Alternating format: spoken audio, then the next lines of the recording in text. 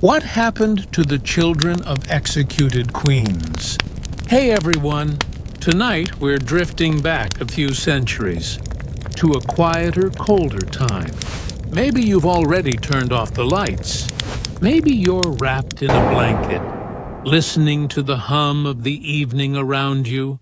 And as you settle in, we'll take a slow walk through one of history's darker, softer corridors, where the echoes of power don't quite fade, but the people behind them often do. This is the story of royal children, the sons and daughters of executed queens, little lives caught in the long, chilly shadows of the scaffold. Because when a queen lost her head, her children usually lost everything else. Let's begin somewhere familiar. England in the 16th century, a place where beheadings were practically a form of public theater, and the Tudors were the stars of a show no one wanted to be in. And no story captures that better than the one of Anne Boleyn, the mother of Elizabeth, therefore Anne. As you probably know, was clever, ambitious, and fatally interesting. She captured the attention of Henry VIII, a man who fell in love roughly as often as he changed his socks. And she became queen in 1533. For a moment, she was the most powerful woman in Europe. For a moment, when Anne failed to produce a male heir, and when her sharp tongue outlasted Henry's patience, she was accused of adultery, incest, and witchcraft, because of course she was, and executed in 1536. It was all done very neatly. The French executioner was said to be swift, elegant, and only mildly terrifying. And then, in the silence that followed, there was Elizabeth, a little girl not even 3 years old, suddenly transformed from princess to lady. The royal nursery was cleared out. Her clothes were inventoried. Her mother's portraits were removed from the palace walls, and servants who once bowed deeply now barely nodded. For years afterward, Elizabeth lived like a ghost in her own father's court, carefully raised, but carefully ignored. No one dared mention Anne Boleyn's name. And yet, in a strangely Tudor way, her survival became her greatest inheritance. Elizabeth learned early how to vanish in plain sight, a skill that would serve her perfectly when she grew into one of England's most formidable monarchs. She was her mother's revenge, in a way, quiet, calculating, and, just as Henry feared, entirely her own. But Anne's story wasn't unique, not in that century, and not in any palace. Let's drift forward a little, or sideways, maybe, to Mary, Queen of Scots. Another queen who met the blade. Another child left in the ruins. Mary was executed in 1587, wearing scarlet, the color of martyrdom, and also, coincidentally, excellent contrast against a grey English morning. Her son, James, was just 13 when she died, though they hadn't seen each other in years. When James was a baby, Mary had been forced to abdicate and flee. He was taken from her, raised by Protestant nobles who politely despised his mother, and educated to see her as a warning, a living cautionary tale. And yet, perhaps proving the universe has a mild sense of irony, that same child grew up to unite the crowns of Scotland and England, becoming James VI and I. He ruled over both the land that killed his mother and the land she once ruled. It's the sort of historical symmetry that's almost too neat. Though James himself was not particularly neat, he was brilliant, insecure, extravagantly fond of male favorites, and terrified of witches. Which, again, is quite a lot to balance before breakfast. But he was also haunted by his mother's death, and the uneasy knowledge that his crown sat atop a scaffold of blood. When Mary's execution warrant was signed, Elizabeth I reportedly wept and called it an accident, which was a bit like Henry VIII calling himself a romantic. But politics, of course, moves on, and the children left behind simply adapted. They had to. Now let's drift across the Channel to France, where the guillotine was practically an industrial tool. Here, the children of executed queens weren't just royal orphans. They were symbols, dangerous ones. Take Marie Antoinette, for example. A queen so famous, she's practically become a metaphor. Though, ironically, for something she never said. By the time the French Revolution caught up with her, Marie Antoinette had already lost her husband, her throne, and most of her dignity. In October 1793, she was taken from her cell in the Conciergerie and led to the guillotine. Her last words were reportedly an apology. She'd stepped on the executioner's foot. But what happened to her children? Her eldest son, Louis Charles, was 8 when the monarchy fell. He was declared Louis XVI by royalists, which was rather optimistic, since his kingdom at that point consisted mainly of a dark cell. He was imprisoned in the Temple Tower, separated from his mother, and left under the care of revolutionaries who decided that neglect was a fine political statement. For years, rumors circulated that he'd been beaten, starved, even brainwashed. In truth, he likely died of tuberculosis at the age of 10, alone, unnamed, and buried in a common grave. His sister, Marie-Thérèse, survived, though survival, in her case, meant a lifetime of exile, guilt, and careful silence. She was eventually released after spending 3 years in prison, and later married her cousin. Because naturally, in royal circles, nothing says fresh start like marrying someone who looks unsettlingly like your uncle.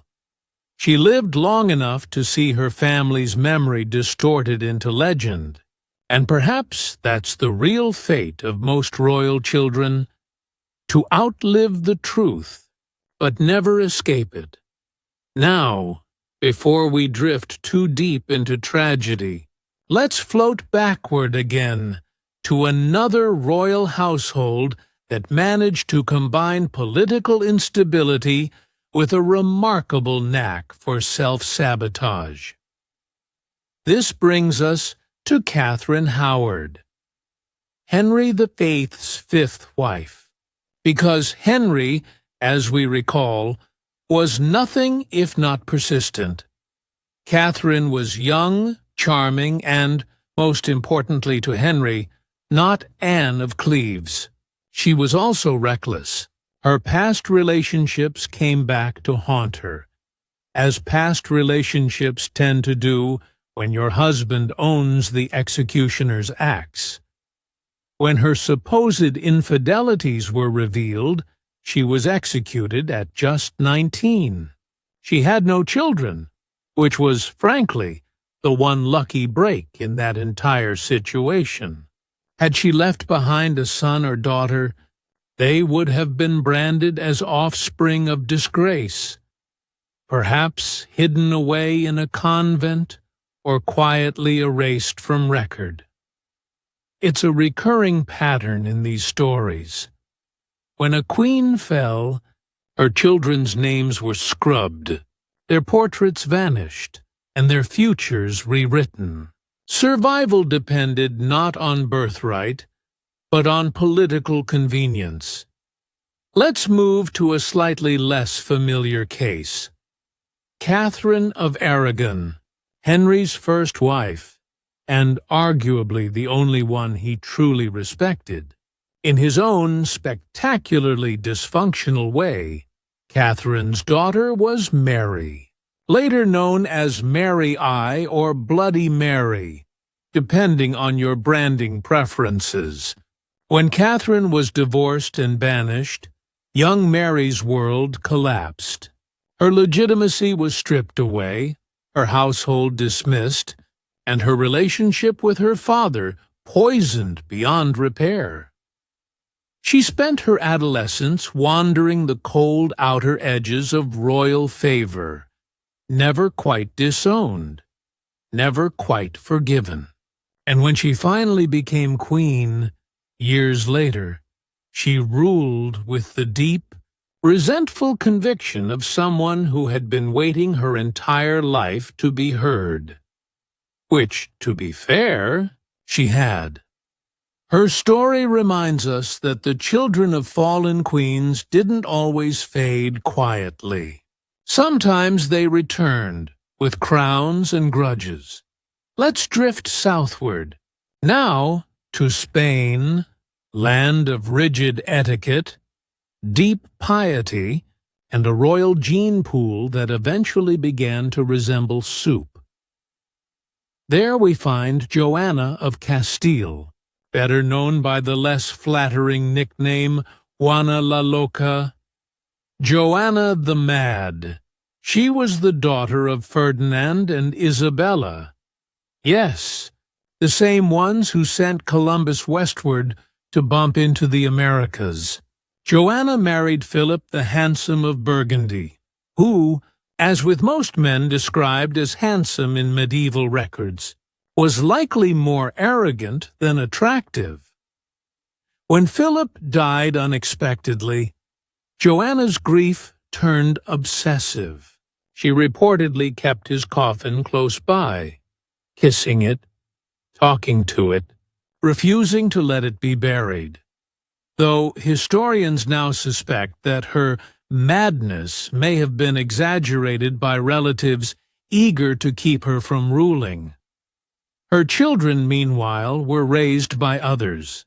Her son, Charles V, became Holy Roman Emperor, one of the most powerful men in Europe, while Joanna remained imprisoned for the rest of her life, her title intact, her freedom gone. The ultimate irony, her lineage thrived while she wasted away. A queen in name only, outlived by the dynasty that profited from her confinement. And of course, the further back we go, the blurrier the line becomes between royal justice and personal cruelty. Children were political pawns, tools to secure alliances or erase inconvenient bloodlines. Take Eleanor of Aquitaine, one of the most formidable women of the Middle Ages. She wasn't executed, but she was imprisoned for 15 years by her husband, Henry II, after supporting their sons in rebellion.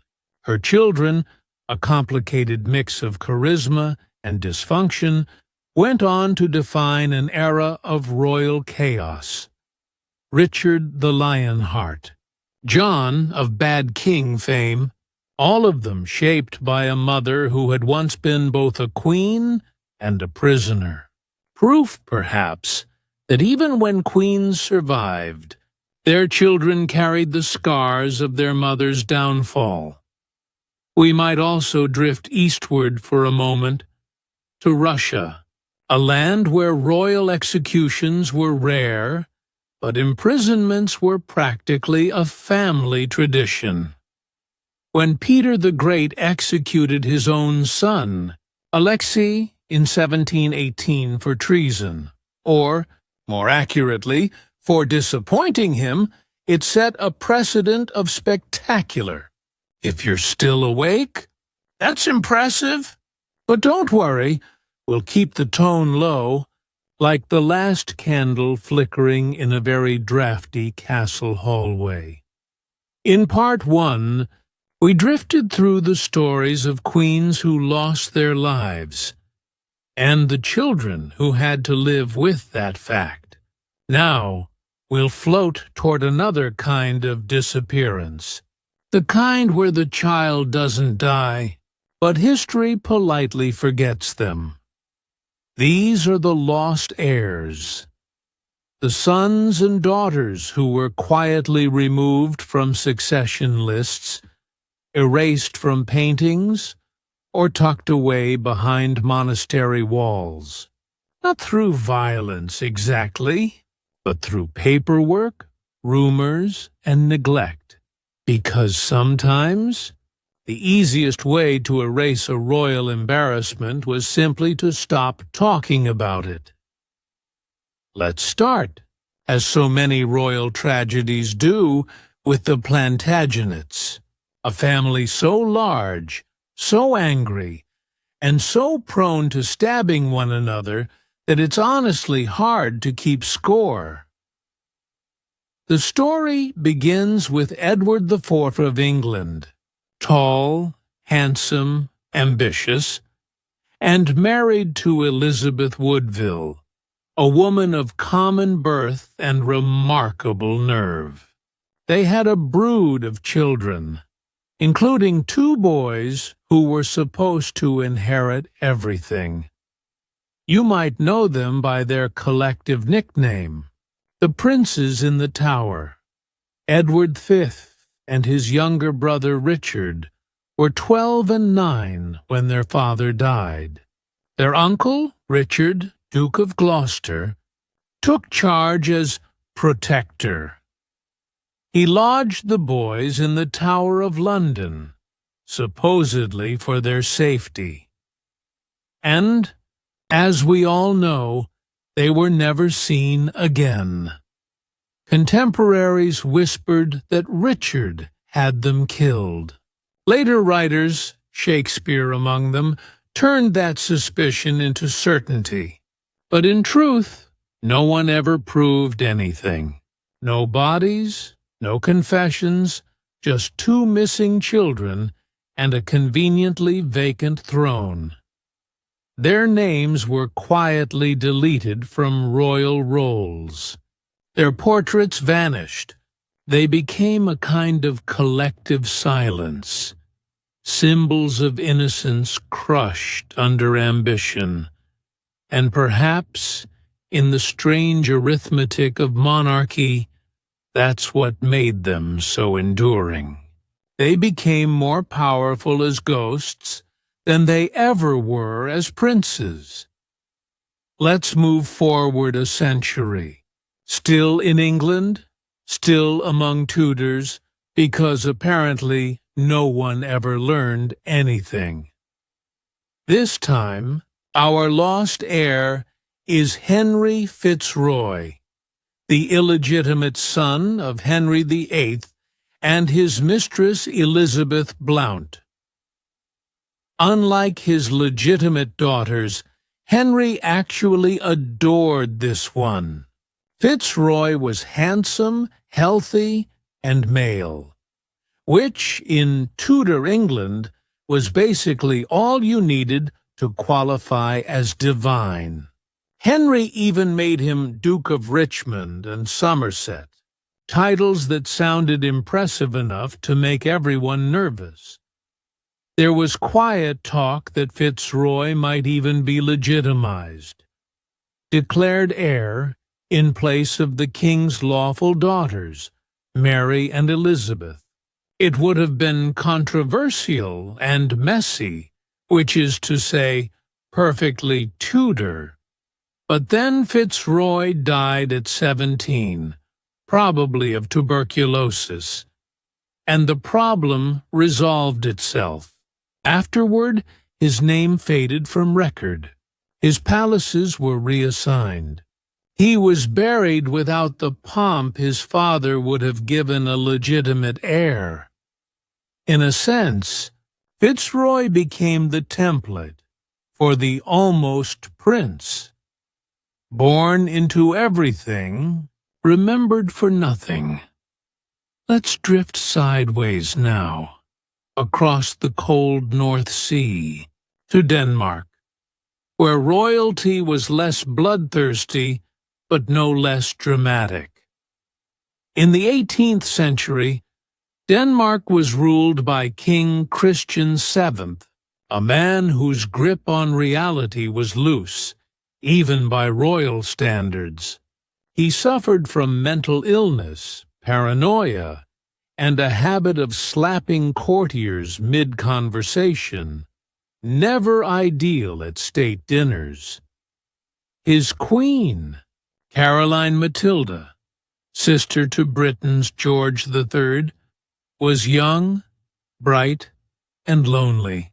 Naturally, she fell in love with the king's physician, Johann Struensee.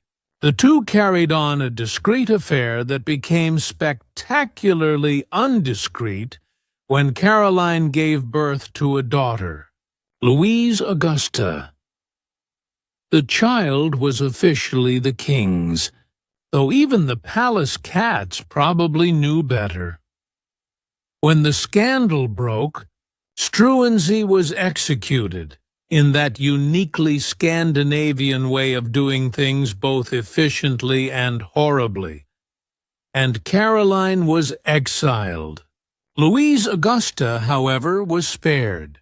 She grew up at court, technically a princess, but never quite legitimate in anyone's eyes. Her brother, the future Frederick VI, loved her dearly, but kept her from politics. She married another noble, produced heirs, and lived a quiet life, all while carrying the unspoken title of the royal who wasn't. Her story shows that even when a child survived, their parents' disgrace followed them everywhere, a ghost that never left the room. Let's float down to Spain, where royal children often vanished in subtler ways, hidden by etiquette, or by the thick curtains of court ceremony. One of the most poignant examples is Don Carlos, son of King Philip II. Sactusou, born in 1545, Carlos was the product of an especially close branch of the Habsburg family tree, meaning he inherited more than a crown. He inherited a collection of genetic misfortunes. By adolescence, he was small, misshapen, and volatile. A young man who once tried to drown a servant for not polishing his boots properly. His father, Philip, loved him as best he could, which is to say, not much. When Carlos began plotting against him, Philip had him confined to his chambers, where he slowly starved to death. Officially, the record says he died of natural causes, and in a way, he did. If one considers being locked in a dark room until you stop breathing to be natural. After his death, Philip banned all mention of his son's name. Documents were destroyed, portraits burned. Carlos became a whisper, a reminder of what happens when divine right meets human frailty. Now, perhaps we should drift toward France again. They were, after all, quite experienced at losing royal children. Before Marie Antoinette's family, there was another tragic heir, Louis XVI, the little boy we mentioned earlier, who died in the Temple Tower. But the story didn't end with his death. For decades afterward, dozens of men appeared across Europe claiming to be him. Each one insisted he had escaped the prison, been switched with another child, raised in secrecy, and was now ready to reclaim his throne. It became a kind of cottage industry, imposter kings for hire. Some were skilled con men, others seemed to genuinely believe it. At one point, entire political movements rallied behind these supposed survivors, but none of them were real. When the boy's remains were finally tested in the 20th century, the DNA confirmed that the little heart preserved in a jar, yes, a jar, really did belong to Louis XVI. He hadn't escaped. He'd simply been forgotten until science caught up centuries later. Speaking of royal impostors, let's drift north to Russia, where pretending to be someone dead was practically a national pastime. After the mysterious death of Tsarevich Dmitri, son of Ivan the Terrible, at least 5 different men claimed to be him. Historians call them the false Dimitris, which sounds like a progressive rock band, but was actually a series of armed rebellions. The real Dmitri, a frail and possibly epileptic boy, likely died in 1591 under suspicious circumstances. Possibly murdered, possibly an accident. Ivan's successors denied involvement, of course, which usually means they were absolutely involved. But the vacuum his death left was enormous. Pretenders kept appearing for decades, each with just enough resemblance and charisma to fool a desperate public. In that sense, Dmitri became both a lost heir and an immortal one, too dead to rule, too useful to bury. Now for something slightly different. The forgotten royal daughters. History tends to remember kings and male heirs. The daughters, especially those who didn't marry well, often fade entirely. Take Margaret of York, sister of Edward IV. She was intelligent, politically savvy, and quietly instrumental in the Wars of the Roses, but she never produced heirs, and her legacy was absorbed into her brothers. Or Sophia Dorothea of Celle, wife of the future George I of Britain. She fell in love with another man, never wise when your husband is a German elector, and attempted to flee. She was caught, imprisoned in a castle called Alden House, and kept there for over 30 years. Her 2 children were taken from her. Her son became King George II, who never visited or mentioned her again. When she died, alone and forgotten, her coffin was reportedly nailed shut before the lid was placed, just in case she tried to make a posthumous escape. Her story was quietly erased from British royal history for centuries. A missing mother, a missing queen, a missing piece of empathy. Let's drift finally to Portugal, a country that often found itself entangled in the tragedies of others. In 1755, the Great Lisbon earthquake destroyed half the city and, indirectly, much of the royal family's sanity. The surviving royals developed severe religious obsessions, convinced the quake was divine punishment. Queen Maria I, known later as Maria the Mad, spent her final years in isolation, haunted by guilt and grief.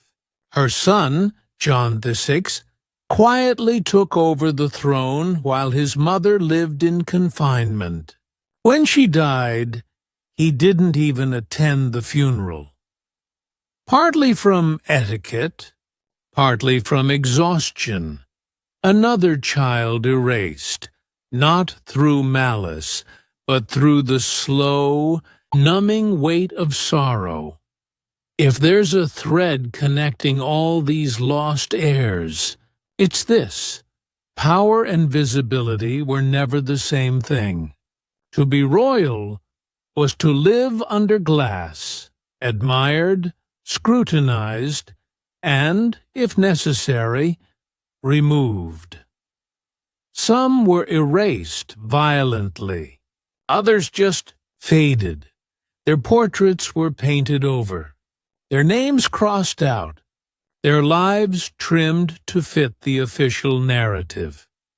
It's tempting to imagine that kings and queens were surrounded by permanence, marble halls, endless tapestries, monuments that would last forever.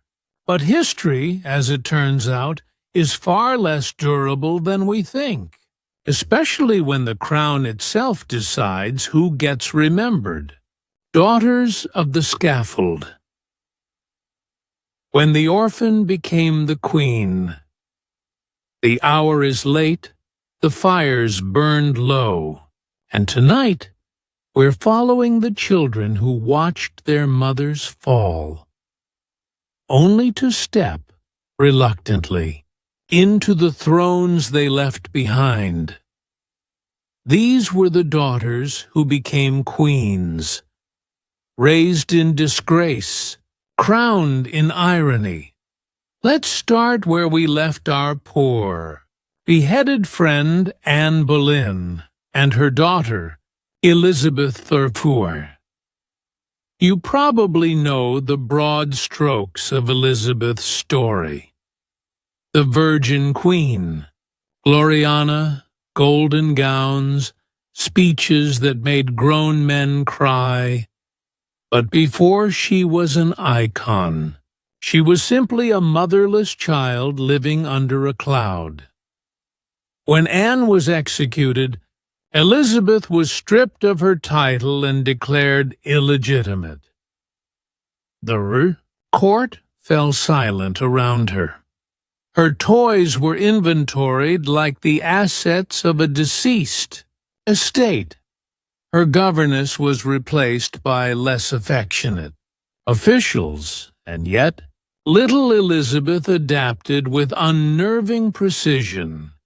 She learned to flatter, to hide her opinions, to speak only when invited, and crucially, to survive when everyone else didn't. By adolescence, she'd become a kind of political weather vane, sensitive to every gust of royal mood, changing direction just enough to avoid destruction.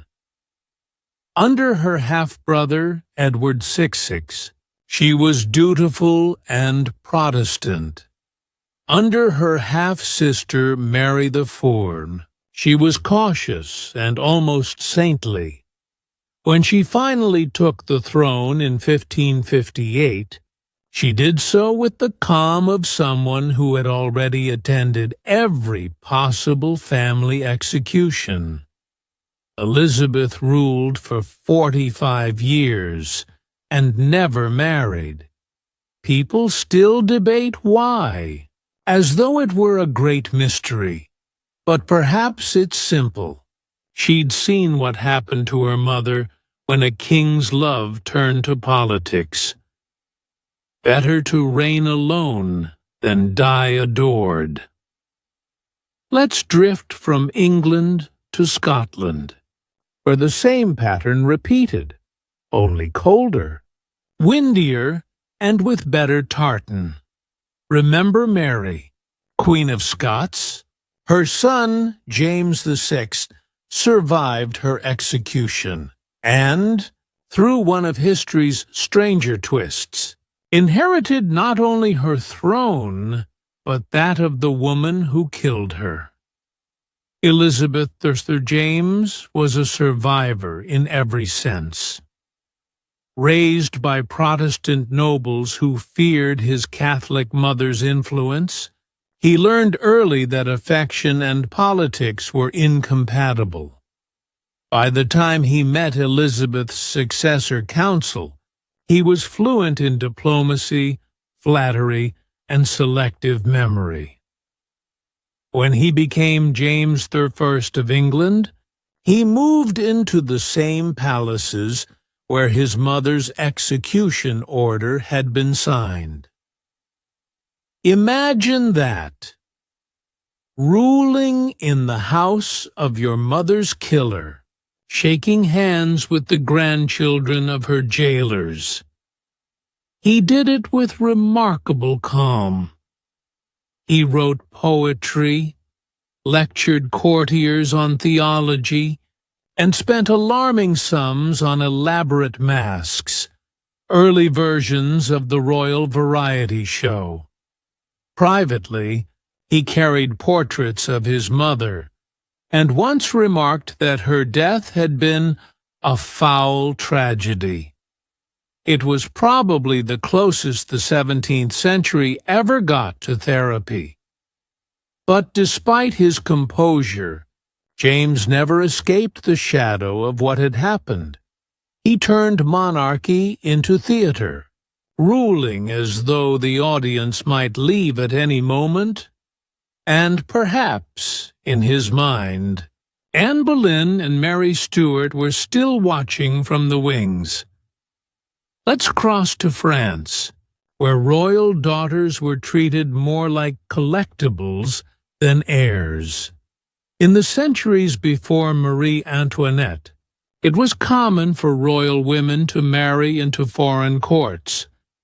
Convenient little treaties in silk gowns. But occasionally, one of these daughters ended up back on the throne of her own country, carrying her mother's political baggage along with her embroidery.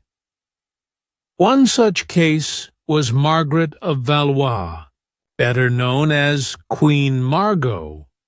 Her mother, Catherine de' Medici, was not executed but might have deserved an honorary mention, considering the number of people who died on her watch. Margaret's childhood was a parade of masked balls and political assassinations. Her mother was the power behind the French throne, orchestrating marriages like a particularly ruthless wedding planner. Margaret was forced to marry Henry of Navarre, a Protestant, which, in a Catholic court, was basically the romantic equivalent of detonating a powder keg. The wedding took place in 1572. 6 days later, the St. Bartholomew's Day massacre began. Thousands of Protestants were slaughtered across Paris, including some of Margaret's new relatives. She survived by sheltering her husband's friends in her chambers, negotiating with guards, and pretending to faint a lot, which, to be fair, was an excellent strategy for a 19-year-old trying not to get murdered at her own wedding. Eventually, her marriage collapsed, her mother died, and she drifted through exile and scandal until she was quietly reinstated as queen.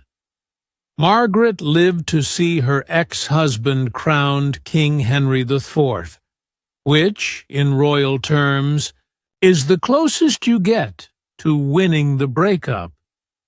She became known for her charm, wit, and a surprisingly peaceful old age, proof that sometimes the daughters of scheming mothers learn to live with the chaos instead of reproducing it. Let's move south, again to Spain. It's always Spain, somehow. There, we meet Isabella II. Born in 1830, a child queen whose mother, Maria Cristina of the Two Sicilies, ruled as regent until a scandal drove her into exile. Maria Cristina had secretly married a guardsman, a man so low-ranking that even the royal dogs might have refused to bow to him. When word got out, the court turned against her. She fled Madrid, leaving her little daughter behind on a very shaky throne. Isabella grew up in a palace full of whispers. Every advisor had an agenda. Every marriage proposal came with an army attached. When she turned 16, her government decided she should marry her cousin, because, as we've established, no European dynasty ever saw a cousin it didn't like. The marriage was disastrous. Both spouses preferred other company, and the entire court politely pretended not to notice. Isabella ruled Spain through coups, scandals, and wars, not particularly well, but with admirable endurance. Her reign ended in exile, just like her mother's, and perhaps deep down, she always knew it would. Let's drift now to Sweden, where a queen's daughter became a queen herself, only to give it all up. Christina of Sweden was the daughter of Gustavus Adolphus, a warrior king who died when she was 6.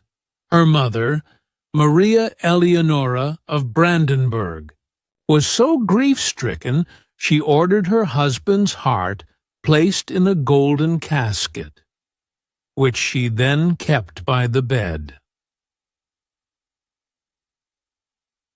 You know, for comfort.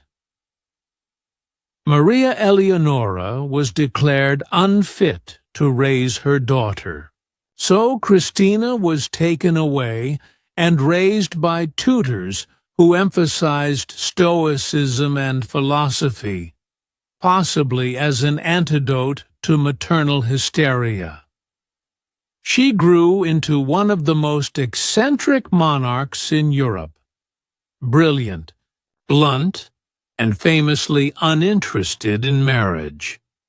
She wore men's clothing, collected philosophers, and once declared that she had no use for little princes. In 1654, she abdicated, one of the few monarchs in history to do so voluntarily, converted to Catholicism, and moved to Rome, where she became a patron of the arts and a general nuisance to the papal court. Her mother died alone, abandoned, and still mourning her long-dead husband. Christina lived another 3 decades, the first self-made queen in European history, and possibly the first to be truly content about not producing an heir. A small mercy in a long chain of royal tragedies. Let's glide east, once again, to Russia.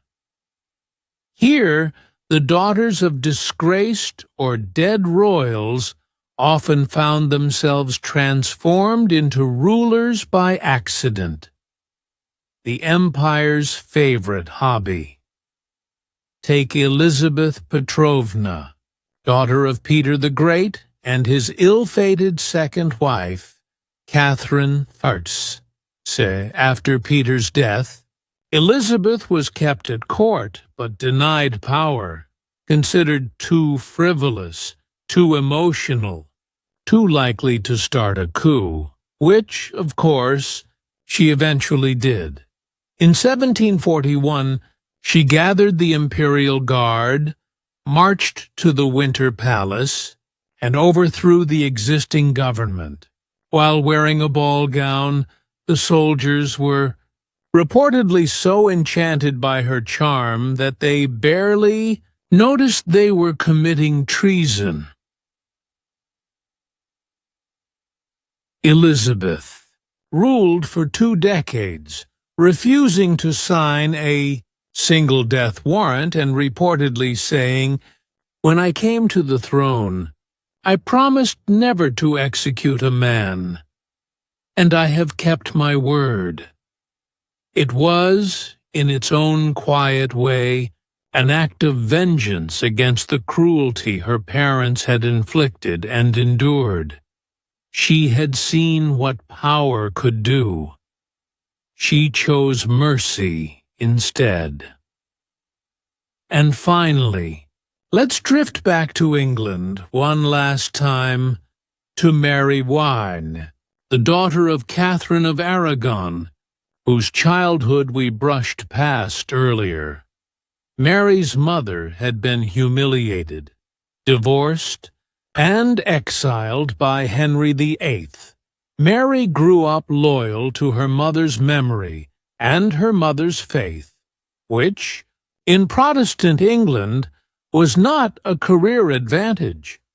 When she finally became queen in 1553, she was 40, unmarried, and emotionally exhausted. Her reign lasted only 5 years, but her determination was absolute. She re-established Catholicism, married Philip II of Spain, and burned about 280 Protestants, earning herself the nickname Bloody Mary. It's not a flattering legacy, but beneath the smoke and fire, there's something deeply human about her story. She was trying to restore her mother's honor, to turn humiliation into holiness. It just came out badly. Mary died childless, mourned by few, succeeded by the half-sister whose mother had replaced her own. The Tudor family dynamic, in other words, remained perfectly consistent. If you listen closely, all these stories, there's a rhythm. The same melody repeating through generations. A queen falls, a daughter rises, and somewhere between them, the same mistakes are quietly repackaged as destiny. The daughters of executed or disgraced queens carried 2 inheritances: their blood and their mothers' reputations. Both were heavy. Both were impossible to set down. Some ruled wisely, some ruled poorly, raised in gilded cages, the royal childhood. That wasn't Hey There, still with me? If you're starting to drift, that's all right. Tonight's story doesn't mind if you fall asleep halfway through. Most of the people in it spent their lives half asleep anyway, lulled by tutors reading them moral philosophy in Latin. This is the quiet part of our royal wander, the part where crowns are still far away, and the only throne is a carved wooden chair at the breakfast table. We're going to peek into the nurseries and classrooms of history's future monarchs, the children of power, born into palaces, raised in silence, and taught that love was conditional upon obedience. Let's begin. Predictably, with the Tudor nursery because that family never really let go of the spotlight. Royal children in the 16th century lived lives of extraordinary privilege and extraordinary boredom. Their toys were limited: small carved horses, miniature swords, and, if they were lucky, a ball. But their schedules were rigid. Each morning began not with play, but with ritual. Servants would enter the room in a small procession. The child would sit up, never alone, never unobserved. Every gesture, from washing to dressing, was a public act. It wasn't affection. It was performance. Even toddlers learned to bow before portraits of their parents, to refer to themselves in the third person, and to eat meals observed by people paid to make sure they didn't choke. Young Elizabeth Tudor had a nurse who recorded her every cough, fever, and sneeze in letters to the king. When she laughed too loudly, it was noted. When she spoke out of turn, it was reported. Imagine growing up believing that every expression might become a line in a royal archive. The one consistent comfort was education. Royal children were taught languages, history, philosophy, music, theology. Everything except how to be happy. Elizabeth's tutor, Roger Ascham, wrote that she took no delight in anything but learning, which is a charming way of saying she had no friends and wasn't allowed to go outside. Across the Channel, the French court raised its princes and princesses with a similar mix of ceremony and suffocation. Children of the royal blood were called enfants de France, but that phrase didn't mean what it sounded like. They didn't belong to their parents. They belonged to France. From the moment of birth, they were surrounded by nobles, wet nurses, priests, and doctors. Their mothers often saw them only on scheduled visits, sometimes weekly, sometimes monthly. One royal observer wrote that a prince of the blood must never be left alone, even with himself, which is probably why so many of them grew up either paranoid or addicted to card games. The future Louis XIV, for instance, was never allowed to cry without an audience. When he was 7, he accidentally spilled ink on his tutor's robe and apologized by commissioning an expensive jewel to make up for it. That's the kind of apology you can only learn in a household where sorry is considered too cheap. Even bedtime was a ceremony, the royal coucher, or putting to bed, was attended by dozens of courtiers. The child would kneel, pray, undress, and climb into bed while the nobility stood around, politely pretending not to yawn. A simple moment of rest turned into another performance of status, a lullaby conducted by politics. Let's drift north now, to the cold marble corridors of Russia. Imperial children there lived in a state of permanent preparation. Their cradles were lined with sable, their food tasted for poison, their toys carved from ivory. But beneath all that luxury was a strange, airless fear. The knowledge that every relative was either plotting for or against them. The young Peter the Great, for example, spent much of his boyhood watching his family tear itself apart. His half-brother Ivan was sickly and passive. His half-sister Sophia tried to seize power, and Peter himself hid in monasteries during uprisings. He was a child emperor before he could spell the word emperor. He learned carpentry, sailing, and the art of pretending not to care who got executed next. Later, when he grew into the towering reformer we remember, he still carried that early paranoia, a lifelong sense that childhood was a luxury he never got to have. Royal children were, in theory, the most privileged beings alive. In practice, they were glorified hostages, kept in comfort, but not in freedom. In Spain, young princes were raised under the constant supervision of confessors. Every thought, every temptation, was considered dangerous.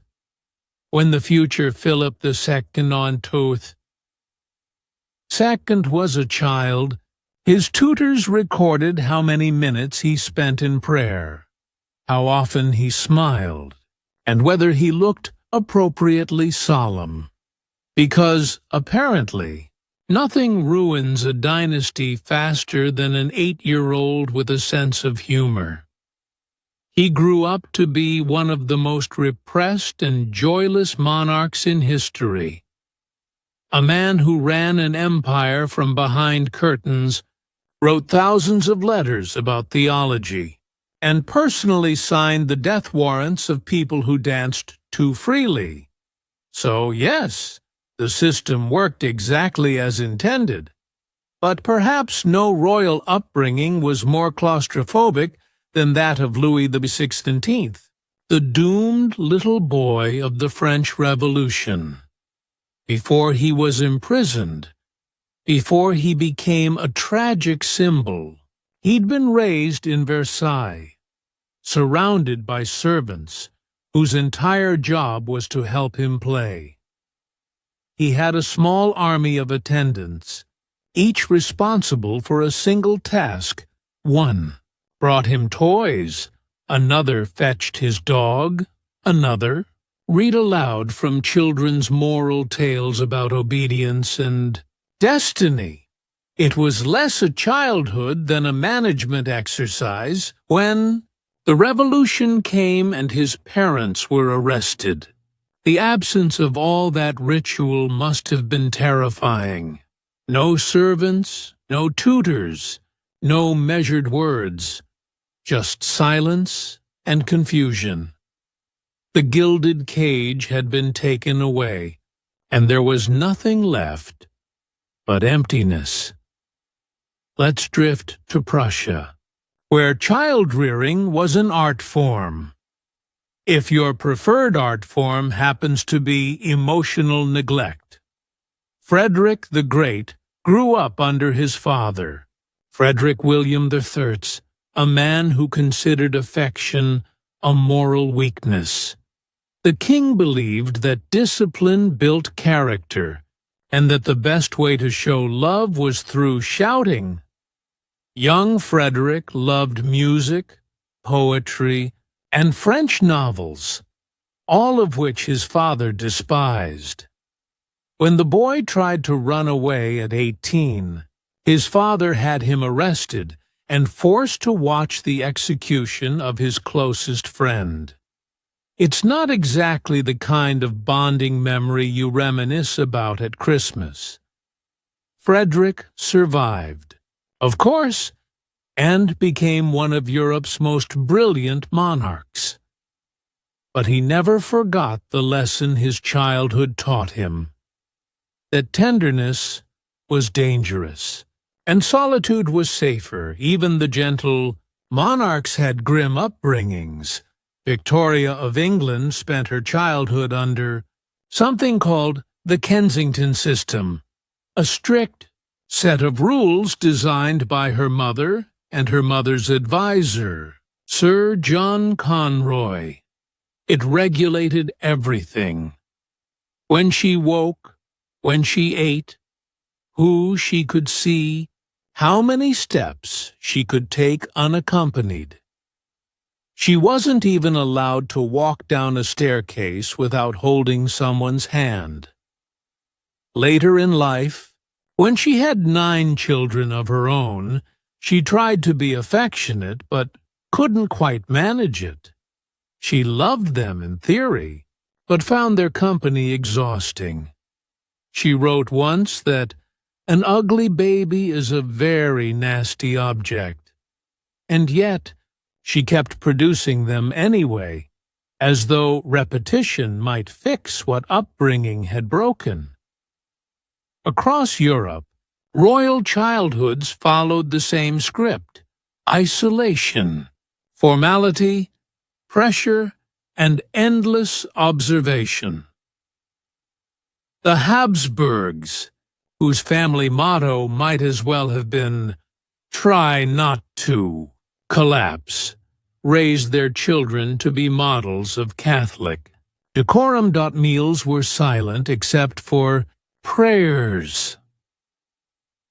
Laughter was discouraged. When a young archduke broke a toy, it was replaced not with a new one, but with a sermon. And yet, these were the same families who ruled half the world. They built empires from their nurseries, trained to see themselves as extensions of God's will. Tiny, anxious administrators of divine order. It's no wonder so many of them grew up twitchy, reclusive, or mildly obsessed with protocol. When your entire life is a rehearsal for a crown, you never really learn how to take it off. Let's drift to one of the saddest examples of all: Emperor Franz Joseph's family in the late 19th century. His wife, Empress Elizabeth, known as Sisi, was restless and romantic. She despised court etiquette and found her husband's stiffness unbearable. When their first son, Rudolph, was born, Sisi's mother-in-law took over his upbringing, because apparently grandmothers have been overstepping boundaries since time immemorial. If affection came at all, it was conditional. If rebellion came, it was punished, and if emotion surfaced, it was quickly repackaged as piety or virtue. Even playtime had rules, even bedtime had witnesses, and yet, somewhere in that strange stillness, some of these children found inner worlds so rich they could outlast the palace walls. They became poets, philosophers, reformers, dreamers, the same isolation that crushed. Others sometimes created visionaries. Elizabeth.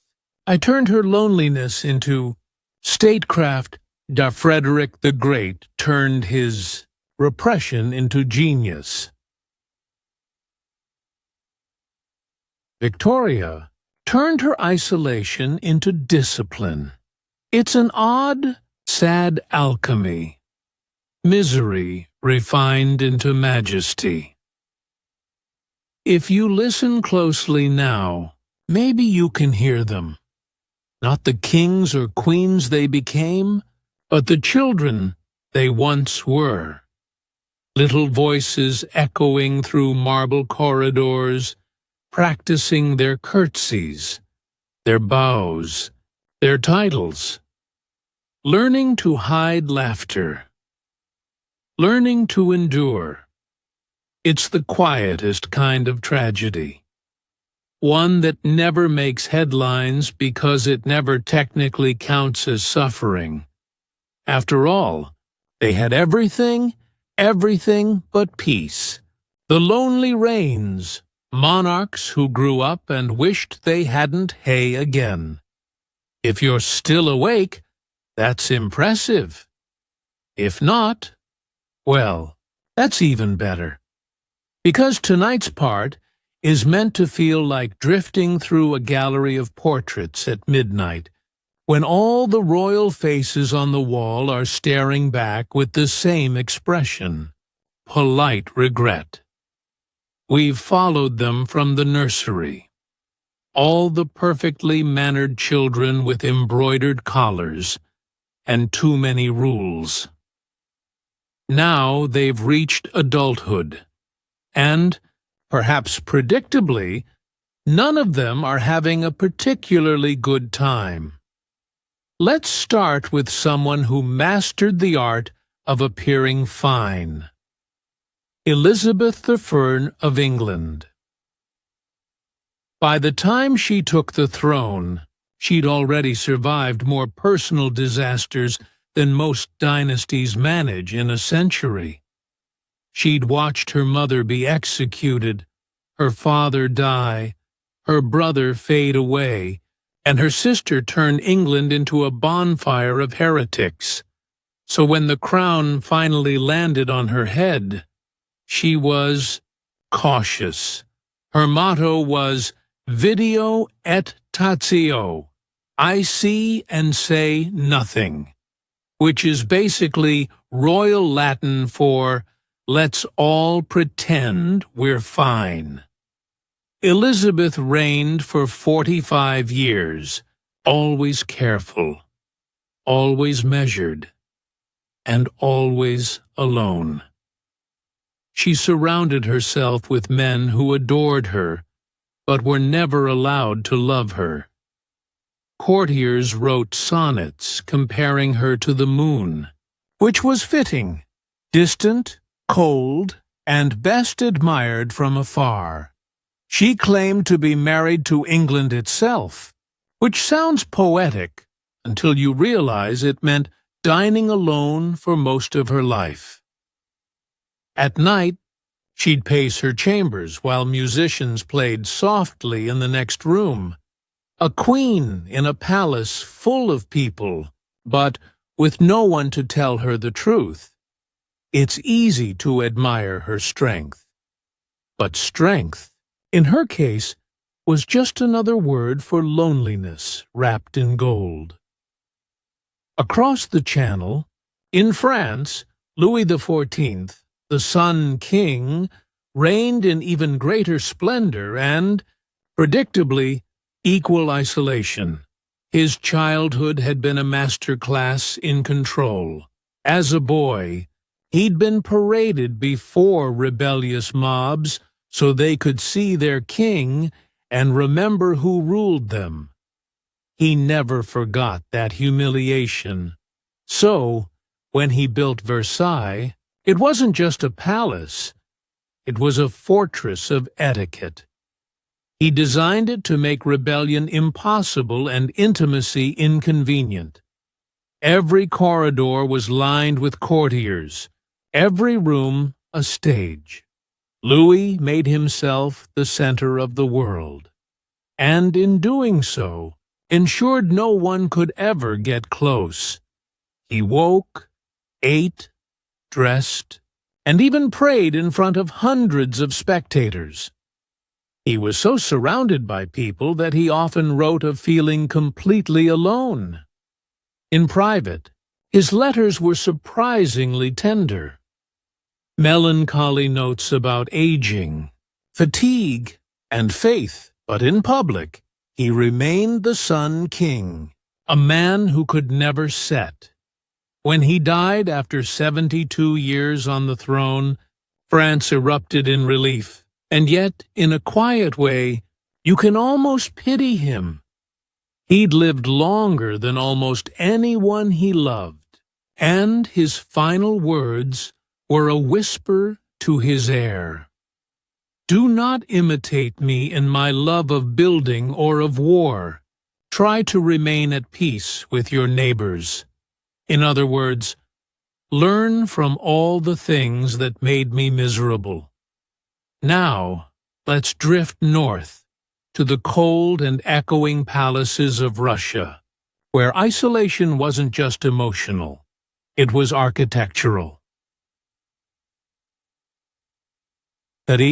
Romanovs built palaces so vast that family members could live in them for months without ever meeting, and at the top of that frozen hierarchy sat rulers who, quite literally, could trust no one. Peter the Great, the boy who grew up hiding from rebellions, became a man obsessed with control. He modernized Russia, built cities, and shaved the beards off his nobles. But his personal life was less impressive. Tortured his own son to death, or at least allowed it to happen, because he feared rebellion even within his own bloodline. It's the sort of family dynamic that makes a group therapy session sound like a battlefield. Later, Russian rulers learned to internalize their loneliness. They cultivated distance as both strategy and shield. By the time Nicholas II came along, the world had changed, but the isolation hadn't. Nicholas, the last Tsar, wanted nothing more than a quiet family life. He loved his wife, Alexandra, and their children dearly. But he'd been raised to believe that personal happiness and political responsibility could never coexist. So he tried to be both, and failed at both. He ruled by divine right, but prayed for normality, and when the empire began to crumble beneath him, he retreated into his children's nursery, writing in his diary about their playtime while revolution brewed outside. When his reign ended, it wasn't with a coronation or a coup, just silence, exile, and, finally, execution. It's hard not to think of him as that same little boy from the palace nursery, someone who never quite learned how to live outside the script he'd been given. If Russia produced melancholy emperors, Spain specialized in exhausted ones. By the 17th century, the Habsburg dynasty had spent so many generations marrying their cousins that the family tree looked more like a wreath. The result was a line of rulers who were fragile, isolated, and, frankly, not up for the job. Take Charles II, Second of Spain, known to history as the Bewitched. He reigned from childhood, surrounded by priests and doctors who believed his illnesses were caused by sorcery. In reality, they were caused by genetics. He was so physically and mentally frail that he couldn't chew properly, walk steadily, or form coherent sentences for long periods. His courtiers adored him, or pretended to, but they mostly used him as a puppet. When he died at 38, his autopsy revealed that his body was barely functional. His bloodline ended with him, and the War of Spanish Succession began.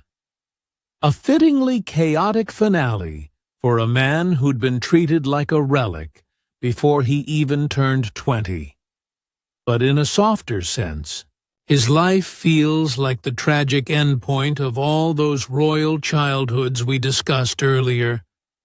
Raised to be divine, treated like porcelain, and ultimately shattered by the weight of expectation.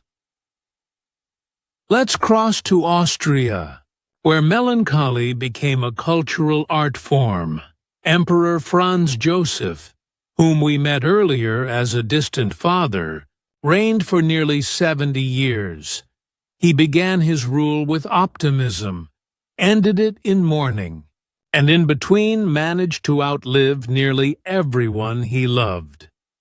His wife, the Empress Elizabeth, Sisi, drifted further from him each year, traveling the world in search of freedom she'd never find.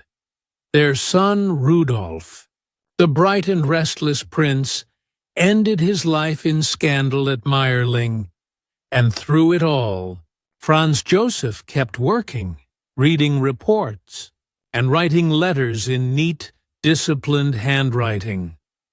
He was the embodiment of royal duty, a man who believed emotion was dangerous and self-control was sacred. When he finally died in 1916, the Austro-Hungarian Empire died with him, though it took a few more years to realize it.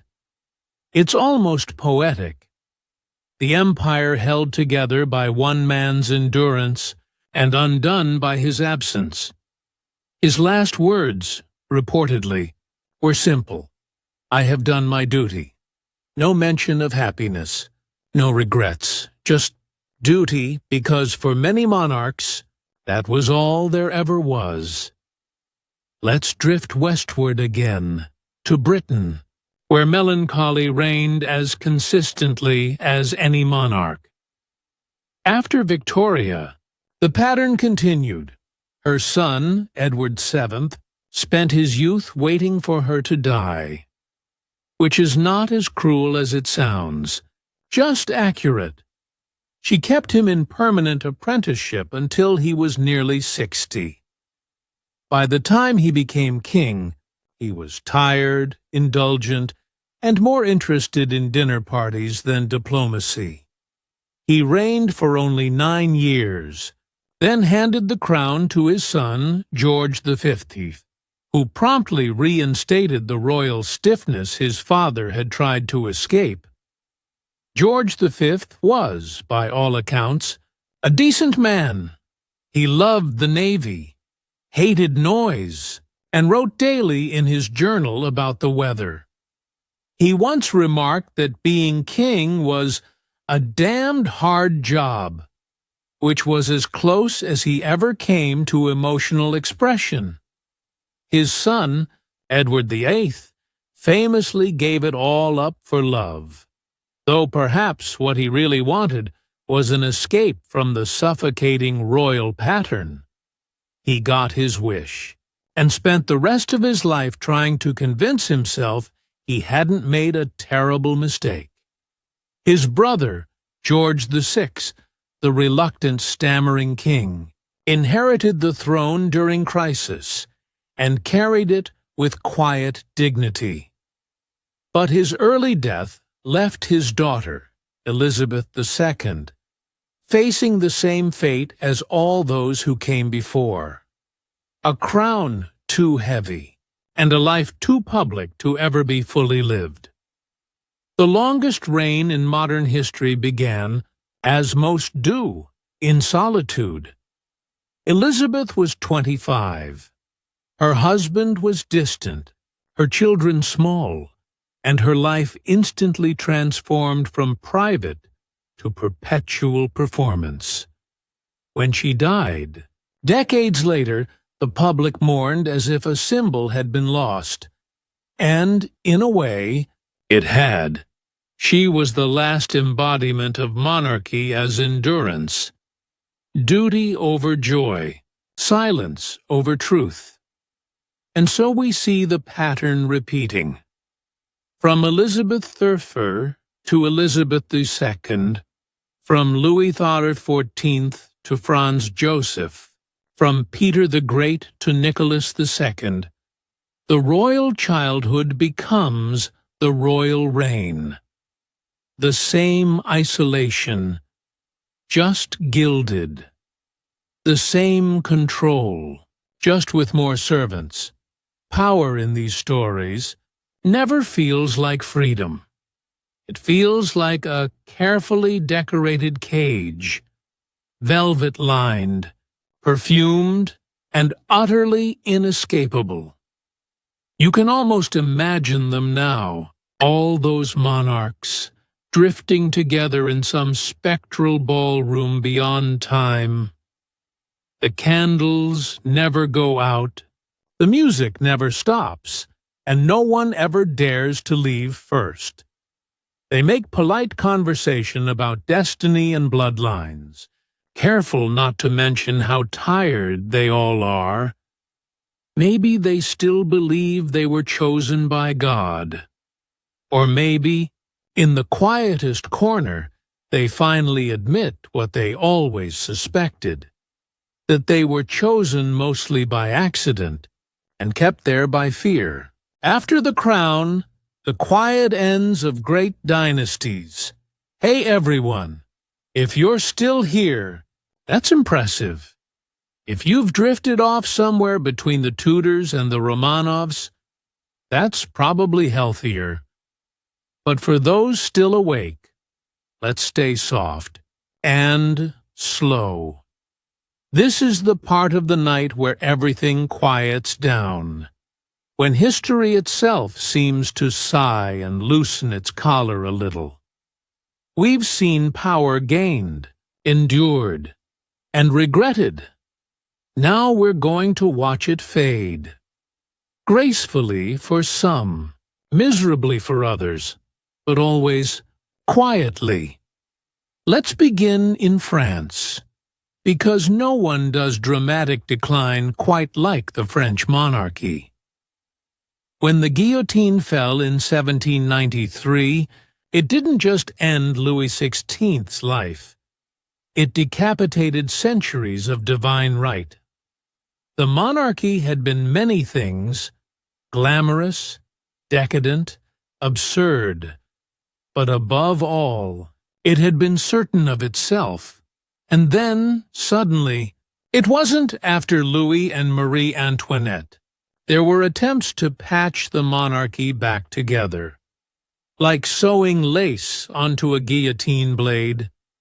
There was Louis XVI, then Charles X, then Louis Philippe, each a watered-down version of the old kings, each trying to act royal in a country that had lost interest.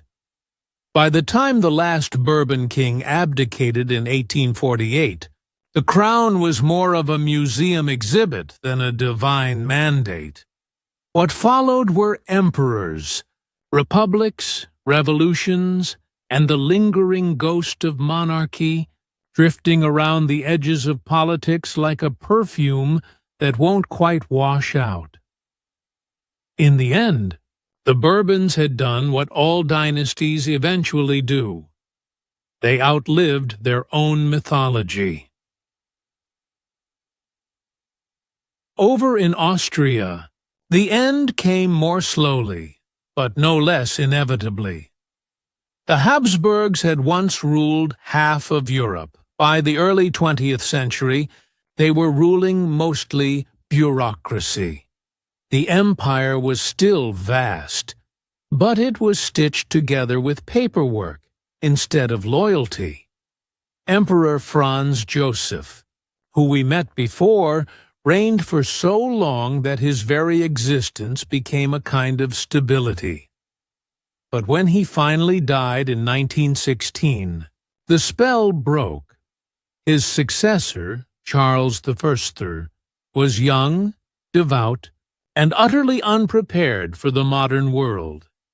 He tried to make peace during World War I, but the empire was collapsing faster than diplomacy could save it. In 1918, Austria-Hungary dissolved. Charles fled into exile with his wife and children, wandering from Switzerland to Madeira, writing hopeful letters about restoration. He never saw a throne again. When he died at just 34, penniless, coughing from pneumonia in a rented villa, he reportedly whispered, "Thy will be done," which sounds pious, but also a little bit like resignation. His wife, Zita, wore mourning black for the next 67 years. That's longer than their marriage lasted, longer than their empire lasted, longer than most countries last. In that sense, She may have been the last true Habsburg, not by blood, but by sheer commitment to the idea that loss itself could be regal. Meanwhile, in Russia, the fall was swift and final. The Romanovs had ruled for over 3 centuries, believing themselves chosen by God and insulated from the world's misfortunes, and then, almost overnight, they became history's most famous family of prisoners.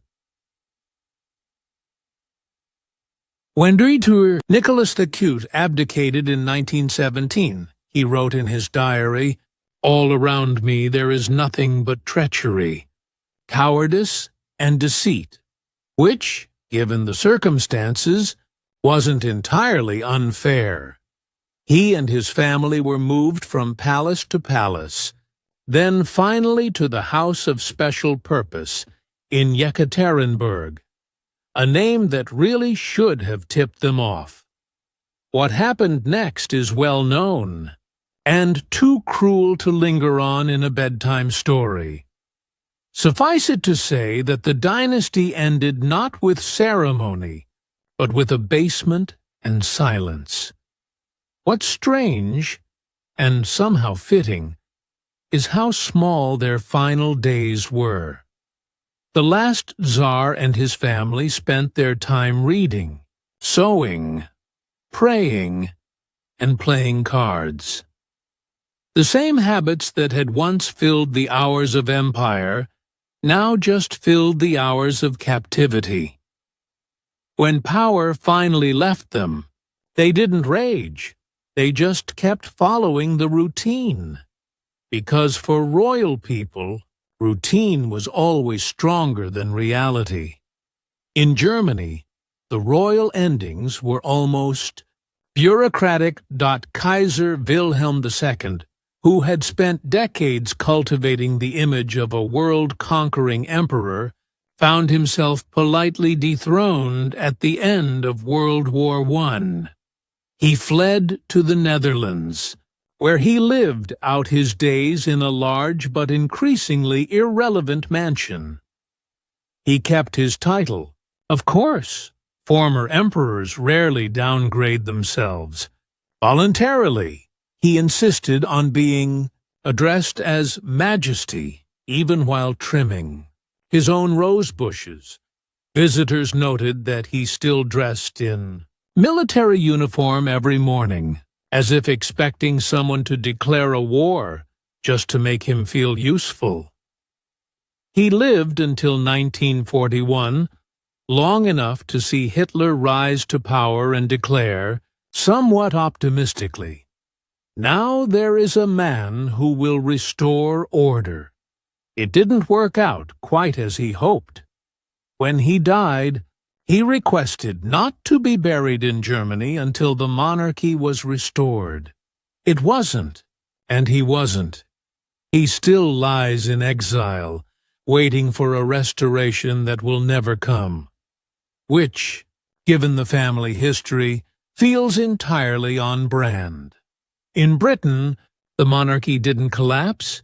It just got smaller, sadder, and slightly more photogenic. By the mid-20th century, royalty had become less about divine right and more about polite endurance. No one really believed in the "God chose us" narrative anymore. It was more like, well, they're already there, and they seem reasonably harmless. George VI, the quiet, reluctant king, held the monarchy together through World War II with little more than stammering sincerity. And his daughter, Elizabeth II, turned that same formula into an art form. She reigned longer than anyone expected, outliving prime ministers, popes, and entire political systems. By the end, she wasn't really a person in the public eye anymore. She was a feeling, a kind of national screensaver that flickered to life during crises. Her death in 2022 felt strange, not because it was shocking, but because it was such a reminder of impermanence. For 70 years, she'd been the one unchanging face in a changing world. And then, suddenly, she wasn't. What replaced her wasn't divine right, or destiny, or even respect. It was nostalgia, that uniquely human desire to keep something the same, even when we no longer need it to be. Let's drift a little further east, to China, where the imperial line ended with a whisper instead of a roar. The Qing dynasty had ruled for centuries, a world of silk, ritual, and perfectly choreographed power. But by the early 20th century, it was collapsing under the weight of modernization and rebellion. The last emperor, Puyi, was only 2 years old when he ascended the throne, which is a nice age to start learning about disappointment. When the dynasty fell, he was allowed to keep living in the Forbidden City for a while, a little boy in embroidered robes ruling over empty courtyards. Eventually, he was expelled, then manipulated by the Japanese as a puppet emperor, then captured by the Soviets, then re-educated by the Communists. By the time he died in 1967, he was working as a gardener in Beijing, a quiet, kind man with no kingdom left to tend but the flowers. And maybe, in the end, that was a kind of peace. Across continents and centuries, the pattern repeats. Dynasties rise with divine conviction, reign with ceremony, and end with paperwork. What begins as ordained by God usually concludes with a polite letter of abdication. Sometimes the ending is violent, sometimes gentle, but it's always anticlimactic. No heavenly trumpets, no shimmering fade-out. Just a few remaining relatives arguing over property and titles that no longer matter. It's tempting to see tragedy in all that. And there is tragedy, of course. But there's also something strangely human. All these people, born into ritual and expectation, spent their lives trying to play a part no one could ever play convincingly. And when the curtain finally fell, they discovered what the rest of us already know. That life is mostly about small moments, meals, letters, quiet evenings, and not about crowns at all. Let's linger, just for a moment, on that image. Imagine the empty palaces.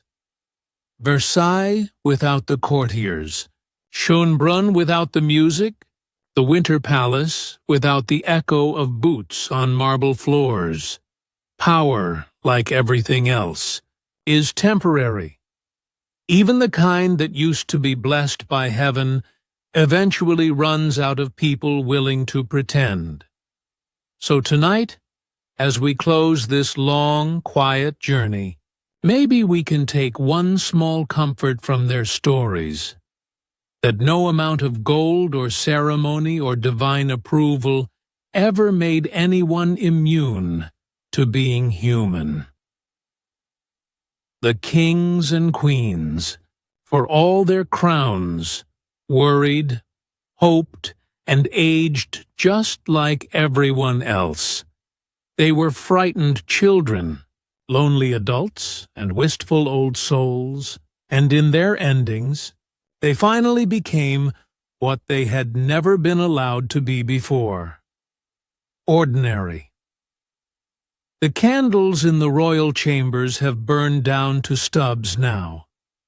The guards have gone home. And the crowns, all of them, are gathering dust on display somewhere, safe and silent. And maybe that's the best place for them. Not on heads, but on shelves.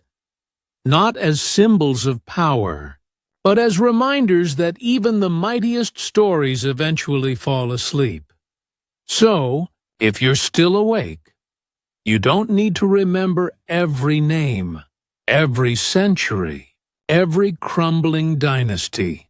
Just remember the quiet truth behind them all, that in the end, every royal, every ruler, every empire was just someone's child, trying to live up to a story that was written long before they were born. Soft exhale. That's all for tonight. Thank you for drifting through history with me. I hope the past was kind enough to let you rest. And if you've already fallen asleep somewhere around the Habsburgs, well, they'd probably take that as a compliment. How did medieval people go to the bathroom? Now we're drifting back to a less glamorous corner of history. We spend a lot of time talking about crowns and castles, but not nearly enough about what happened after all the feasting, all the mead, and all the roasted swans. So, if you've ever watched a medieval drama and thought, but where did they actually go? Tonight's your night because we're exploring the private, fragrant, and surprisingly inventive world of medieval hygiene. Now, don't worry, this won't be graphic, just quietly disgusting. So, settle in. Dim the lights. Take a slow breath.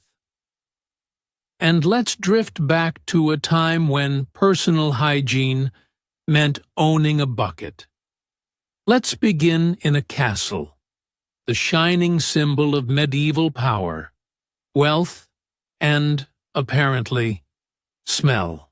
Because while castles looked impressive from the outside, they were also, to put it mildly, indoor swamps. Stone walls trapped dampness. Rush mats hid layers of crumbs, fleas, and the occasional dead rat. And somewhere, deep within the thick walls, ran the castle's most curious feature, the garderobe. The garderobe was, in theory, the medieval toilet. In practice, it was a narrow stone closet with a wooden seat and a hole that opened straight down into whatever was below. Sometimes that was a moat, sometimes a cesspit, and sometimes nothing at all, just a long drop into the wind. The word garderobe actually comes from the French for wardrobe, because people thought the ammonia smell from the waste kept moths away from clothes. So yes, in some castles, nobles stored their gowns near the toilet shaft, because of course they did. And before you ask, yes, servants had to clean it.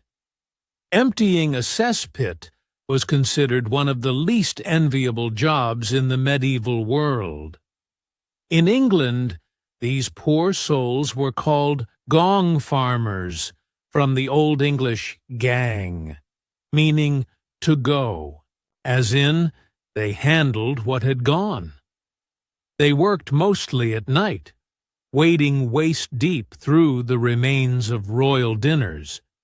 It was illegal for them to work during the day, not out of kindness, but because the smell was considered a public hazard. Most didn't live long, but they were paid well enough that some actually chose the profession voluntarily, which tells you something about medieval economics.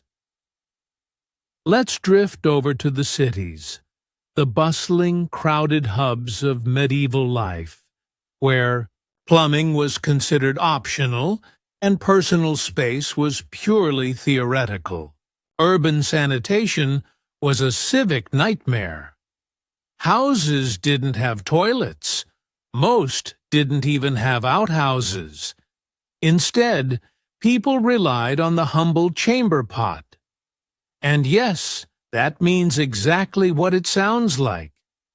Chamber pots were portable toilets, ceramic, pewter, or for the rich, occasionally silver. You'd keep one under your bed, do your business, and in the morning, well, you didn't keep it. You emptied it into the street. People called out a warning before tossing it, something along the lines of "Gardy Loo" in Scotland or "Mind your head" in England. Then, over the windowsill it went. This is why medieval streets were narrow, sloped, and often had open gutters down the middle. Nature's conveyor belt for human waste. And it wasn't just peasants doing this. Even wealthy households did it, because pipes were rare, sewers rarer, and civic pride in sanitation was non-existent. Imagine walking home after a late night at the tavern, only to have the contents of someone's chamber pot fall directly on your head.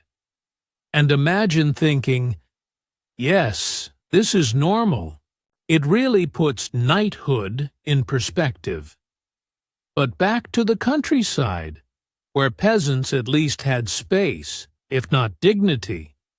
Peasants usually relieved themselves in the fields, woods, or designated pits near their cottages.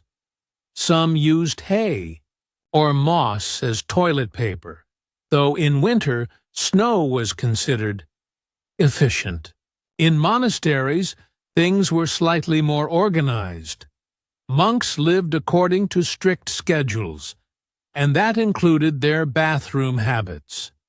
Most large monasteries had a reredorer, a communal latrine attached to the dormitory. Picture a long stone bench with several holes separated by thin partitions, if you were lucky. Running water channels sometimes carried waste away, which made these some of the cleanest facilities in medieval Europe. Although clean is relative here. It's said that monks were not to speak during their time there. Silence was part of discipline, which must have made for some very tense mornings. Now, hygiene didn't end with where people went. It extended to what happened after. The concept of toilet paper didn't reach Europe until centuries later. In the Middle Ages, people used what was available: straw, wool, scraps of linen, leaves, moss, or, for the very poor, just their hand and a prayer. And before we judge too harshly, water was precious, soap was expensive, and bathing was often viewed with suspicion. In early medieval times, bathing was somewhat common. Roman bathhouses lingered for centuries, but by the late Middle Ages, public baths became associated with disease and immorality. So, naturally, they were closed. People decided that dirt was, in fact, next to godliness. Cleanliness was vanity, and since water could carry illness, it was safer to smell holy than to risk getting sick. Perfume, linen changes, and the occasional sponge bath were considered perfectly adequate. One chronicler noted approvingly that Queen Elizabeth I took a bath once a month, whether she needed it or not, which, in her era, was downright decadent. The truth is, they didn't notice it. Human senses adapt. When everyone smells vaguely like manure and smoke, that becomes the baseline. Medieval people found the scent of flowers or soap unusual, almost suspicious. But progress is progress. Now, we should probably address the elephant in the room, or rather, the pile of it. Because no discussion of medieval sanitation is complete without talking about cesspits. Cesspits were holes dug to collect waste from houses or garderobes. They were often lined with stone or brick and left for years to fill up, like an extremely slow, unspeakable time capsule. When they overflowed, they had to be cleaned out, and that's when the gong farmers arrived, carrying buckets, lanterns, and very few illusions about life. The work was dangerous. Cesspits sometimes collapsed or filled with suffocating gases. One London record from the 14th century tells of a man who fell into one while cleaning and drowned.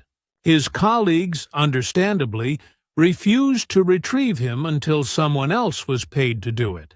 Still, these pits have become a gold mine for modern archaeologists. Literally, thousands have been excavated across Europe, filled with pottery, food remains, jewelry, and every imaginable form of debris. They're like medieval trash diaries, unfiltered and brutally honest. We know, for instance, that Londoners ate a lot of eels, Parisians had a fondness for almonds, and that people routinely lost small knives and coins to the depths. Some cesspits even contained imported spices, suggesting that medieval trade networks reached far, though apparently sanitation did not. Let's glide back to the castles for a bit, where even kings had to deal with the same biological inconveniences as everyone else, just with slightly more ceremony. Royal guardrobes were often positioned high above moats, perhaps out of optimism that the water would carry things away. In winter, the stone seats were freezing. In summer, the smell was overwhelming. There were no doors, just curtains. Privacy was a modern invention, and kings were rarely alone anyway. Attendants were often present, handing towels or sponges, sometimes even offering conversation. Because when you're divine by birthright, apparently, you're also above solitude. To mask it, they burned herbs, carried posies of flowers, and sprinkled rosewater around their homes.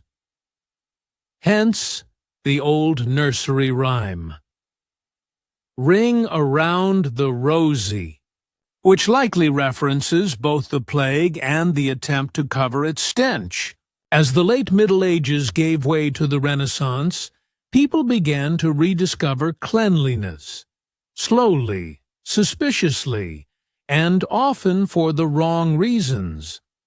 Royal courts reintroduced scented baths, perfumed gloves, and even primitive flush toilets. The most famous early example was built for Queen Elizabeth Thars by her godson, Sir John Harrington, around 1596. It had a water cistern and a valve, essentially an early flush system. The Queen reportedly used it once, declared it interesting, and then never again, because it made too much noise. So, progress paused once more. By now, you might be wondering how all this looked, smelled, and felt. But perhaps it's best to imagine it in abstract. A symphony of earthy realism, played daily across Europe. The clang of chamber pots, the drip of castle garderobes, the faint herbal smoke trying to mask the truth, all of it forming the background music of medieval life, a constant reminder that beneath the armor, titles, and tapestries, everyone was still human. Because that's what history quietly tells us, over and over. Every emperor, every peasant, every monk, they all had to deal with the same practicalities of existence. And most of them did so with astonishing indifference. They weren't embarrassed. They weren't disgusted. They simply accepted it as part of life. And maybe that's the lesson here, that the past wasn't cleaner, prettier, or simpler. It was just more honest about being human. Let's rest here for a moment. You can almost hear the soft creak of a castle door, the distant rush of a moat, the quiet world settling for the night. Even the gong farmers have gone home, or at least to wherever they could still smell the difference. Because medieval nights were full of sounds and scents we'll never truly know. And maybe that's for the best. The hygiene myths that made medieval medicine worse. If you're still awake, congratulations. If you're not, that's perfectly fine. You're missing nothing urgent, just the slow, unfortunate unraveling of medieval medicine. Tonight, we're lingering in the dim, herbal-smelling world of medieval doctors. The sort of people who thought leeches were multi-purpose, and that sneezing too hard might rearrange your soul. So, if part 1 was about what people did, this is about what they believed. Because medieval health was less science and more storytelling. And most of the stories were wrong. Let's settle in, adjust the pillow, and drift quietly into a world that thought washing too much could kill you. To understand medieval medicine, we have to start with an idea older than most of the castles, the theory of humors. According to this theory, every human body contained 4 main fluids: blood, phlegm, black bile, and yellow bile. Each one was tied to an element: air, water, earth, and fire, and to a personality. Too much blood made you cheerful.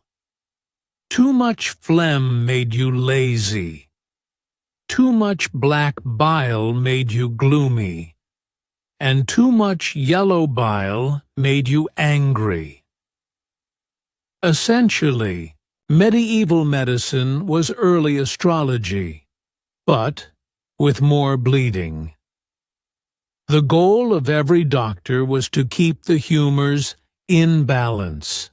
So, if you were sick, the treatment wasn't to kill germs, they didn't know germs existed, but to adjust your fluids, which meant bloodletting, lots and lots of bloodletting. The practice was ancient, but the Middle Ages perfected it into an art form. Doctors used knives, leeches, or glass cups heated with fire to draw out what they called excess vitality. And because it looked like something was happening, people believed it worked. When the patient got weaker, they assumed the sickness was leaving. When the patient died, they assumed the sickness had simply been very strong. It's hard to argue with that kind of logic. Now, all this fluid obsession had an unexpected side effect.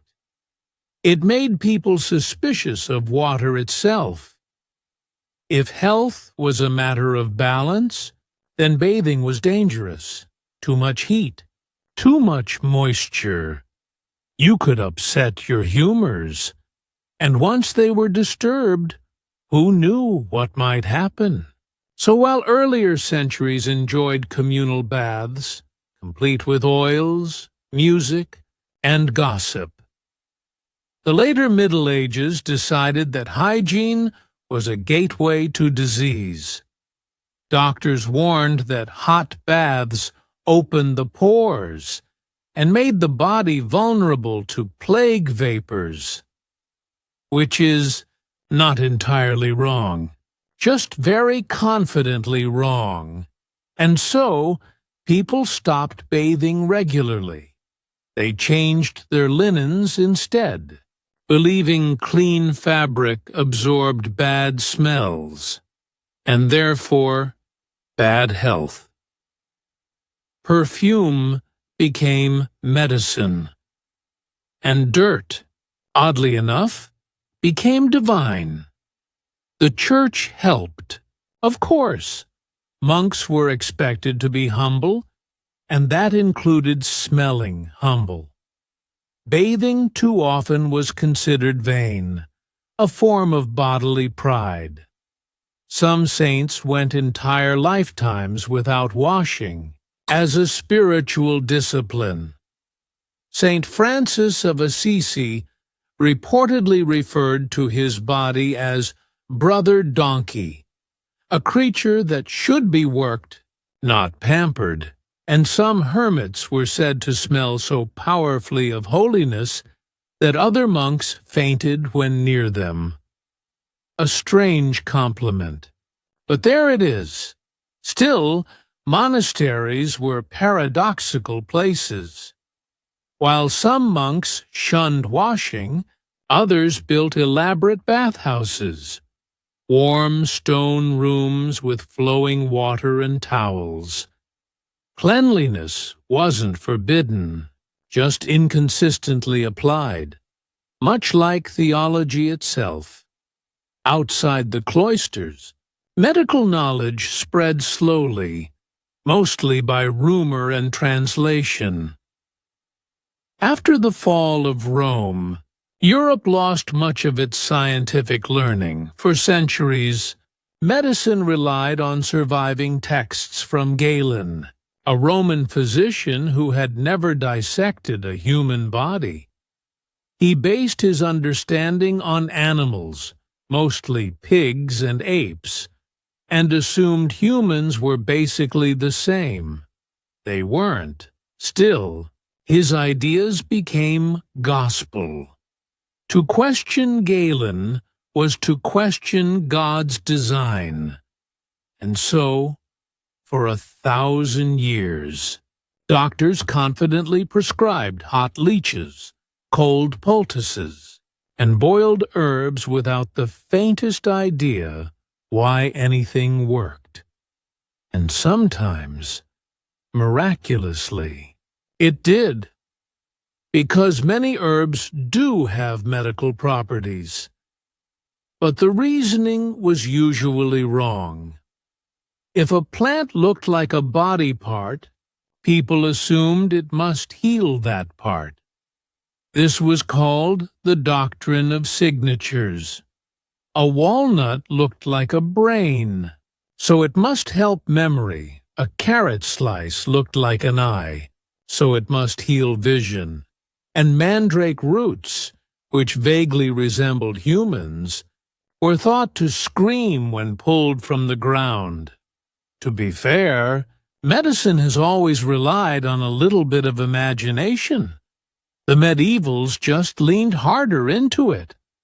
Now, let's talk about doctors themselves, or, as they were often called, physicians, barber-surgeons, and empirics.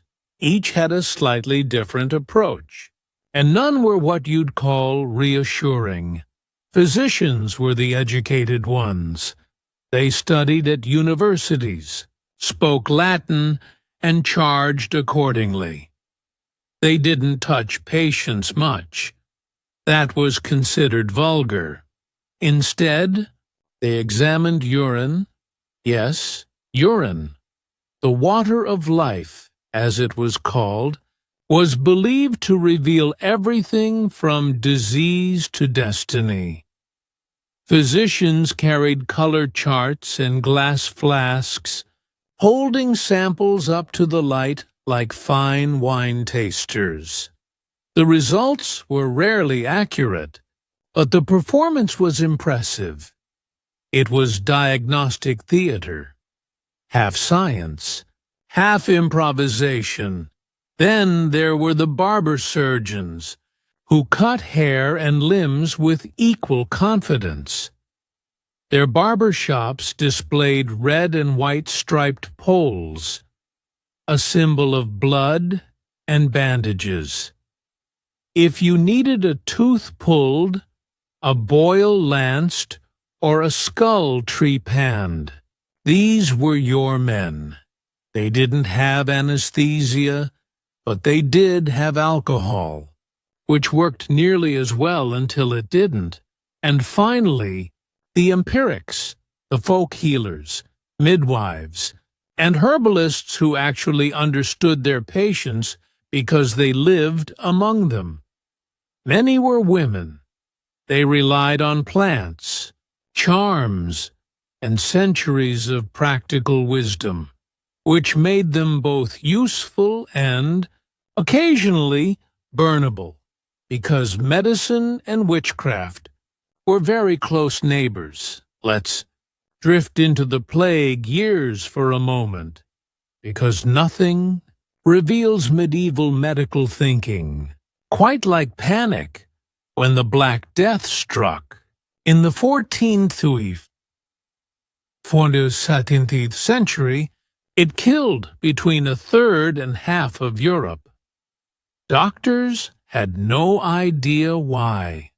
Some blamed the stars, others blamed bad air, sin, or the alignment of Saturn and Jupiter. A few blamed baths. Naturally, cities responded with every cure imaginable. Bonfires to cleanse the air, vinegar sponges to sniff while walking, and enormous robes stuffed with herbs, worn by plague doctors with bird-like masks. They looked terrifying, but in fairness, so did everything else at the time.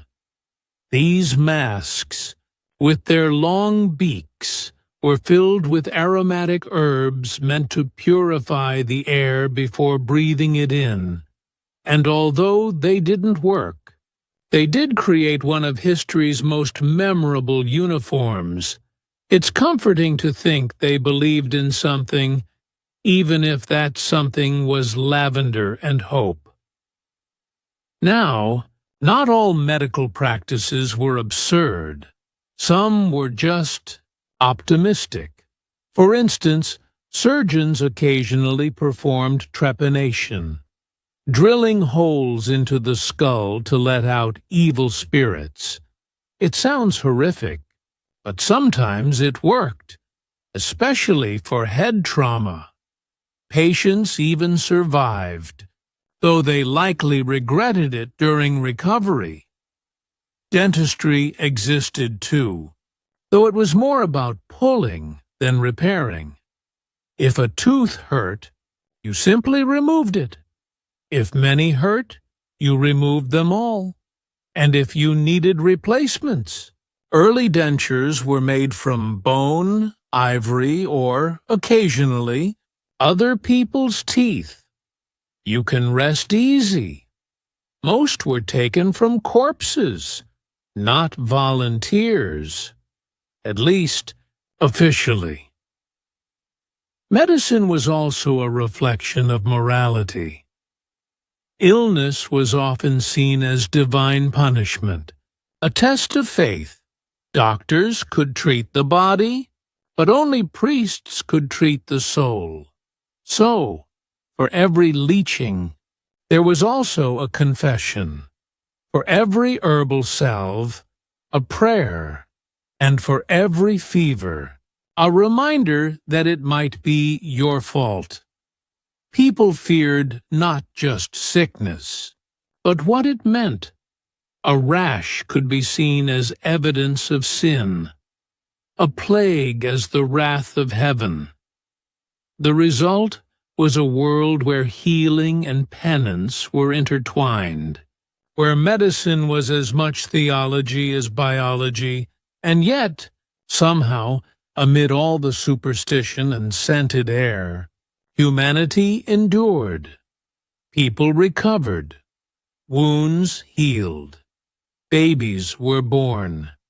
Because even bad medicine, practiced with care, can sometimes do good. But for most of Europe, the old ideas lingered. Humors, miasma, divine punishment. They clung to them like comfort blankets. Because in a world that made no sense, even bad explanations were better than none. Until then, the average medieval citizen simply lived with it. And maybe, in a strange way, that acceptance helped them cope. They didn't expect health. They expected endurance. If we could step back into that world, the dark alleys, the herbal smoke, the unbothered doctors holding flasks of urine up to the light, we'd probably faint from the smell. But to them, it was just Tuesday. And that's the thing about the past. It never saw itself as strange. People were simply doing their best with what they understood, however wrong it was, and in their own way, they built the foundations of modern medicine, not by being right, but by slowly learning what didn't work, one bloodletting at a time. Let's drift back toward quiet now. The torches are burning low. The doctor's shop is dark, its jars of herbs catching the last candlelight. Outside, someone coughs. Somewhere else, a monk whispers a prayer over a cup of mint water. And the world, still unsure how any of this works, keeps turning. Good night, for now.